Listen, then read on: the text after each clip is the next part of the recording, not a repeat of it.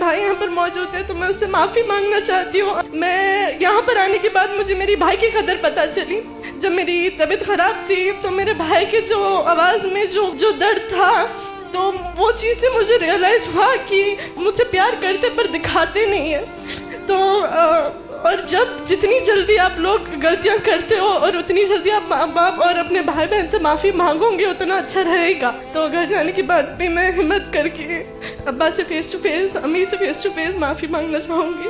دنیا میں ہر چیز ہر ریلیشن شپ کوئی بھی چیز کو ریپلیس کر سکتے ہیں. کوئی بھی منہ بولا بھائی بن سکتا ہے, کوئی بھی منہ بھلی بہن بن سکتی ہے, پر ماں باپ کو کوئی ریپلیس نہیں کر سکتا. ماں باپ ایسی چیز ہے آپ کتنی بار بھی گرو آپ کے ساتھ رہیں گے, آپ کو اٹھائیں گے, آپ کی غلطیوں کو سدھاریں گے. تو جب تک آپ کے پاس ماں باپ ہے تو وہ چیز کی قدر کرو. وہ لوگ بے شک آپ سے بتاتے نہیں ہوں گے کہ وہ آپ سے پیار کرتے, بٹ کرتے ہیں. آپ کتنے بھی غلطیاں کرو وہ آپ لوگوں کو معاف کرنے راضی رہیں گے.